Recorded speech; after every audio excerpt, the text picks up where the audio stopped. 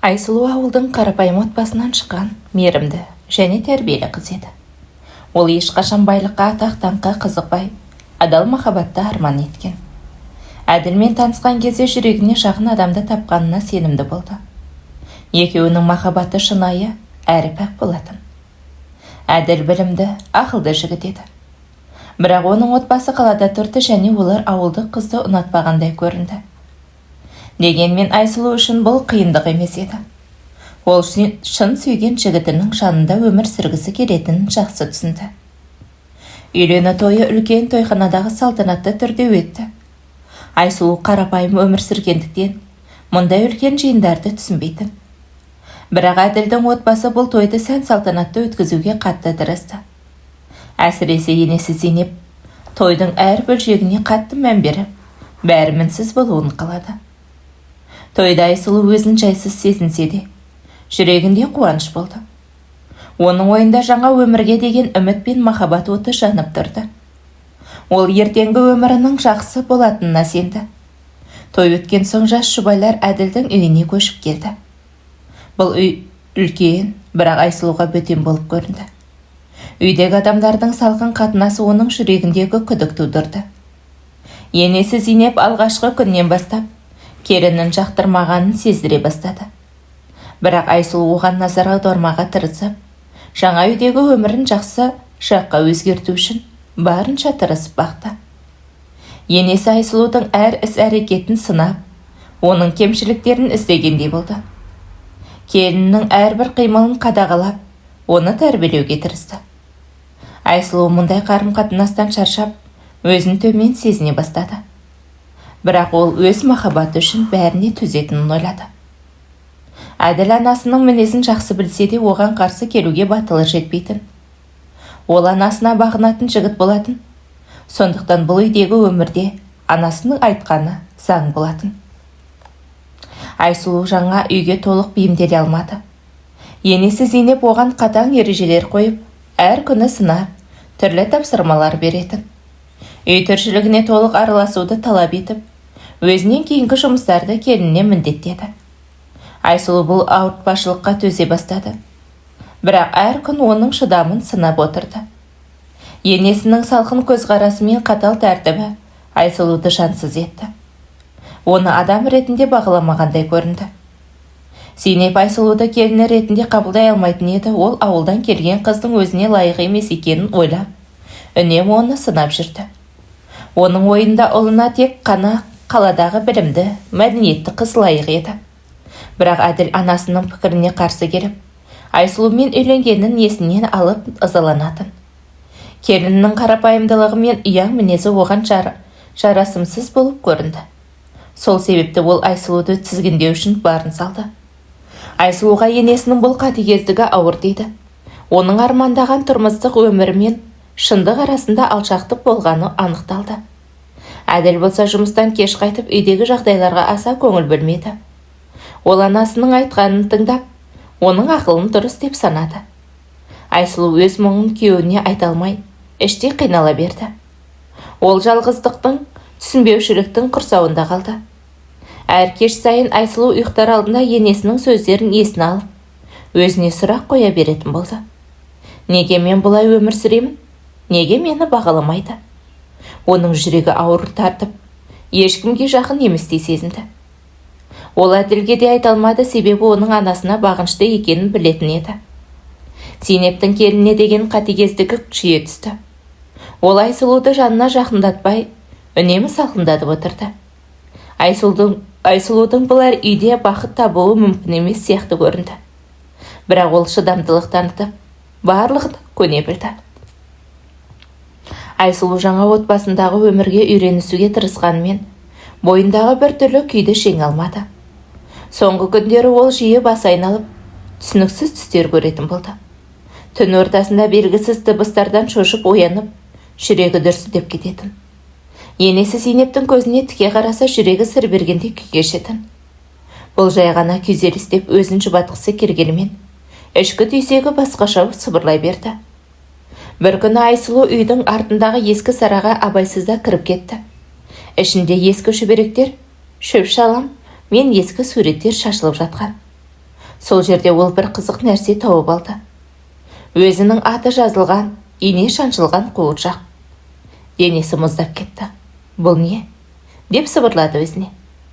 Сол сәттен бастап Айсұлу бәрін түсіне бастағандай болды. Біреу оған қастық жасаған еді. Дуаланғанын сезінгенмен. Кім? Не үшін? Не үшін бұлай істегенін ұға алмады. Күн өткен сайын Айсұлудың халі нашарлай бастады. Дәрігерлер оның ешқандай ауруын таба алмады. Тек бойында әлсіздік, уайым, тынышсыздық. Ал үйдегілер бұл жағдайға салқын қарап, тек еркелік деп қабылдады.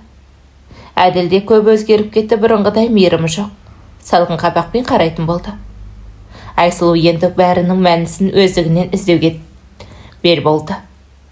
Көрші ауылдағы емші кемпірге барып қуыршақты көрсеткенде, ол бірден көзі атыздай болып, «Қызым, бұл қара дуаның бергісі. Сенің есімің арқылы рухани шабуыл жасаған. Бұл жақын адамның қолынан жасалған істеді». Айсұлу жылап жіберді, кімнен күдіктенерін де білмей көңілі алай-дүлей болды. Бірақ жүрегі бір адамды сенеп енесін меңзеп тұрғандай еді. Айсұлу көп ойланбастан Әділге шындықты айтуға бел буды. Бірақ ол тыңдағысы келмеді, керісінше. Енді сені тыңдап, анамды кінәлай алмаймын. Сен тым сезімтал болып кеттің, деп ашуланды. Айсұлу үшін бұл соңғы тамшы болды. Ол ішінен егер мен өзімді қорғамасам, ешкім қорғамайды деп, төркін жағына қайту туралы шешім қабылдады. Кетеріндегі сарайдағы қуыршақты қайта сол жерге тастап кетті. Бірақ ол жүрегінде жолын жарық қылатын бір үміт қалдырды. Әділдік бәрібір жеңеді, махаббат таза болса, ол міндетті түрде қайта оралады. Айсұлу таңды тағы да ұйқысыз қарсы алды. Үнсіз бөлменің іші құлаққа түрпідей тиетін тыныштықта толы еді. Бір кезде күңіреніп тұрған шай шайнегінің буы терезеге қонып, сырттағы аспанмен жарысы жылады. Жүрегі де дәл сол шайнек секілді ішінде жиналған үнсіз, өкпе буға айналып, сыртқа шыққысы келетіндей. Ол айнаға қарап тұрып күлімсіреуге тырысты. Күлкісі өтірік шықты. Бірақ дәл сол сәтте бірінші рет ой келді. Мүмкін бәрі менің ішімде өзгеруі керек шығар, басқалар емес. Ол бір қолына күнделігін, екінші қолына шайын алып, терезе жанына отырды. Жазды. Анашым, мен енді ешкіммен мейірімді күтіп отырмаймын. Мен өзіме мейірім берем. Ешкім мені тыңдамаса да, мен өзімді үнімді естимін. Бүгін менің ішкі көктемімнің алғашқы күні. Сол сөздер өзіне бейтаныс, бірақ жылы тиіп еді. Кеудесі сәл болса да жеңілдеді. Тынысы кеңіді, бір күрсініс, бір жаңа таңға айналды. Айсұлу бұл жолы оянып терезеге емес, айнаға қарап күлімсіреді. Бірақ бұл жолға күлкі шынайы еді. Бүгінгі таң басқа, тыныс терең, жүрек тыныш. Үйдегілердің күлкілі бұрынғыдай жанына батып тұрған жоқ. Себебі енді ол ішінде тірі, ішінде шынайы. Ол күнделігін қолына алды. Бүгін парақты ашып ештеңе жазбады. Бүгін мен жай ғана өмір сүргім келеді деді. Жай ғана таңғы ауада жүру, шайдың есін сезіну, көзіндегі жас емес, күннің сәулесі болуын қалады. Ауыл ішіндегі өзен жағасына барды. Көктем еді, судың ағысы баяу, бірақ тірі. Ол да сондай болғысы келді, жай бірақ тірі. Сол сәтте алғаш рет еркін демалып, мен ешкімге керекті болу үшін емес, өзіме керек болу үшін өмір сүрем деді. Сол күні кешкі белгісіз нөмірден қоңырау келді. Таныс дауыс. Мектептегі бір жігіт Ернар. Бұрын Айсұлудың жанынан жай ғана өтіп жүретін. Бірақ бүгін ол, саған бірдеңе болды ма деді. Жоқ, менде барлығы жақсы дедім. Дауысың басқаша естіледі, жылырақ, деді Айсұлу жымиып.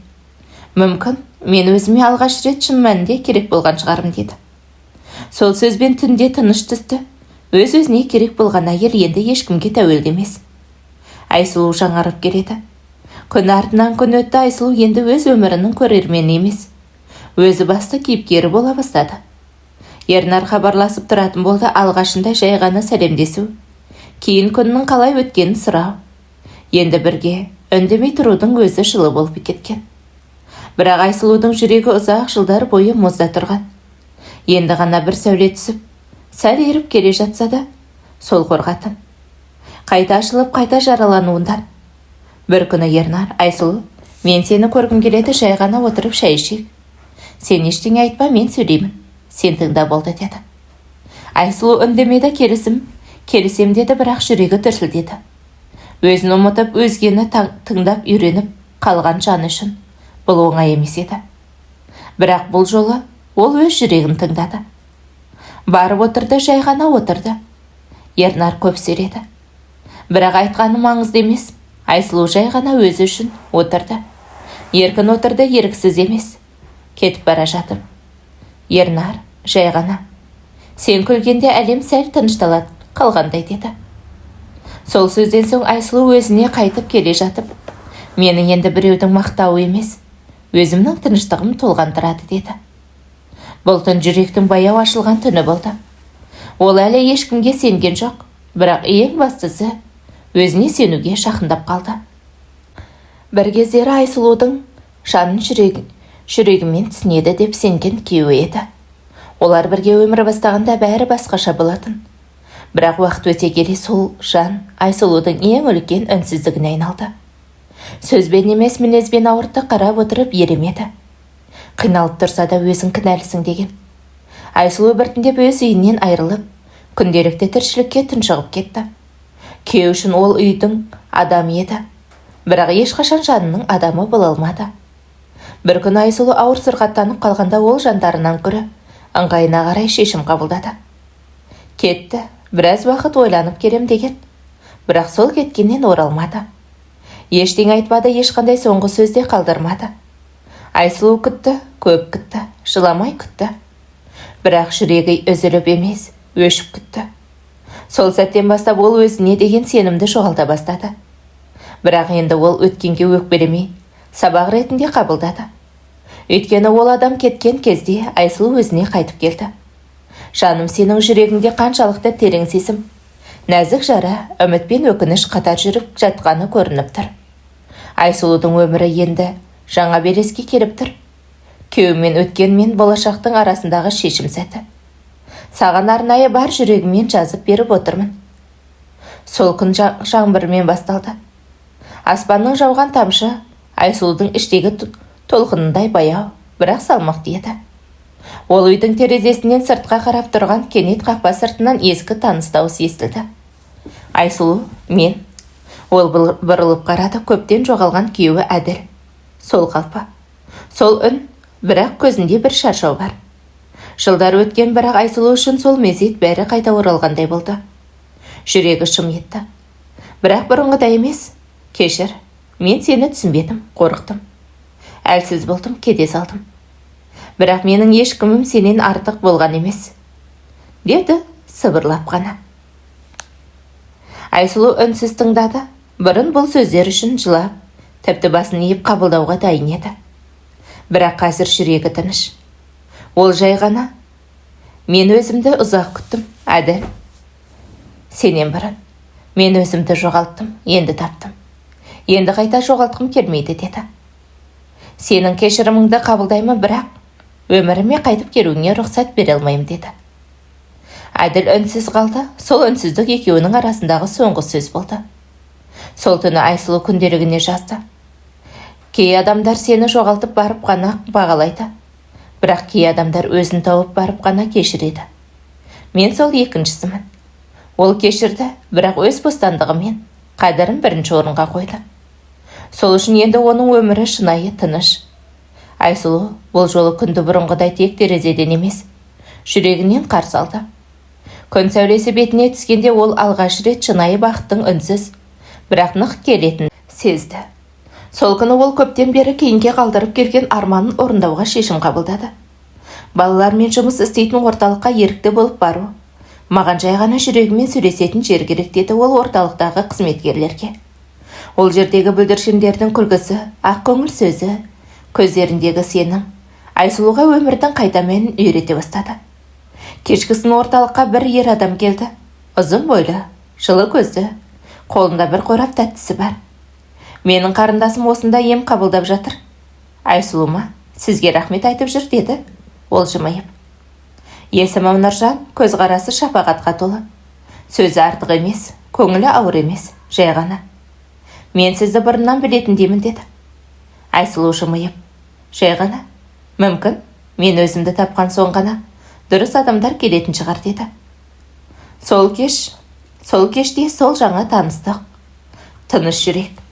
Бұл мүмкіндік емес, тағдырдың жауабы. Күндер өтіп жатты, Айсұлу үшін өмір енді шапшаң емес. Сабырлы ағынмен жүріп келе жатқандай сезілетін. Ол әр күні таңертең тұрғанда, бүгін менің тыныш өмірімнің бір әдемі парағы деп, іштей күлімсірейтін болды. Нұржанмен арасы да солай кенет емес, жайлап, күнде сөйлесу емес, бірақ сөйлескенде жүрекке түсу.